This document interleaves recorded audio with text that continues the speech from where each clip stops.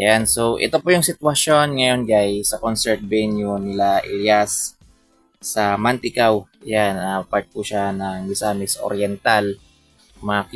So kung makikita natin guys, ayan mamaya iikot yung camera dyan mga Q. Makikita nyo punong-puno na po.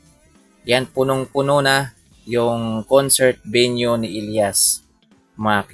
So ayan o, tingnan nyo. Yun. Grabe oh, hanggang dun sa pinakadulo guys. Ayan, parang wala na yatang space. Grabe. Yan, partida, hindi pa lumalabas sila Elias. So, mamaya pa sila Elias.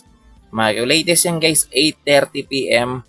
Yung video na yan guys. So, ganyan na po yung mga tao doon. Halos nandun na lahat sa venue ni Elias. Yan, dito po yan sa Mantikau, Misamis Oriental. So, thank you Lord kasi binigyan sila ng magandang panahon.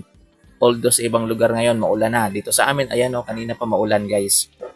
Pero dito po, sa Mantikau, ay mukhang sumang-ayon. Pero dito po, sa Mantikau, ay mukhang binigyan sila ng magandang panahon, Mario. Sana magtuloy-tuloy hanggang mamaya sa performance nila Elias.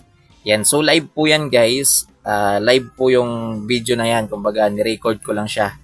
Ayan, so makikita natin maganda yung resolution, malinaw guys. Sana magtuloy-tuloy na ganyan hanggang mamaya, Mario, para makapanood tayo ng magandang live. Kasi kagabi talaga guys, wala talaga, nakakainis talaga yung nangyari kagabi, Mario. Paputol-putol yung live, mga ka-Q. Yan, wala talaga, sobrang hina ng signal kagabi guys sa concert venue nila Elias. Pero dito, ayan sa Misamis Oriental, mukhang maganda naman at sana magtuloy-tuloy hanggang mamaya sa performance nila Elias. Yan, para makapanood tayo ng magandang live. So, yun. Abang-abang na lang sa mga update natin mamaya. Ayan o. Yan, ang ganda rin ng stage. Yan, medyo maaliwalas rin, guys. Hindi ko pa naman nakitang may ambon o ulan na konti. Kasi makikita mo naman yan, mga Q. Tapos yung mga tao, ayan, kita may mga ano pa kanina mga Q, may mga maliliit na na bata. Mga Q. So ibig sabihin maganda yung panahon. 'Di ba? Maganda yung panahon dito sa So ibig sabihin maganda yung panahon. Ayan, maganda yung panahon dito sa concert venue nila Elias. So thank you naman dahil kahit paano binayaan sila ng magandang panahon. Ayun may mga tao hanggang doon sa taas. O, 'di ba? Ang ganda ng pwesto nila doon, guys. Ayan, ang ganda. Kitang-kita nila si Elias dito sa stage mamaya, mga ka-Q. Actually, nandun na sila Elias. Nagpapahinga na sila.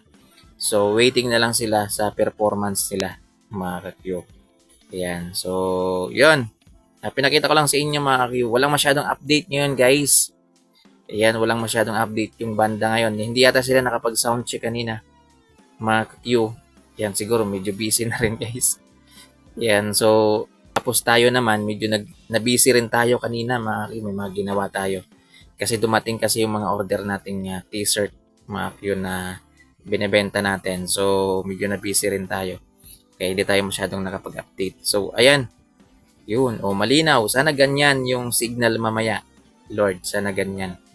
Para makapanood naman kami ng magandang Kahit medyo kahit medyo malabo, pero hindi putol-putol. 'Di ba guys? Kaysa naman doon sa malinaw nga pero putol-putol naman.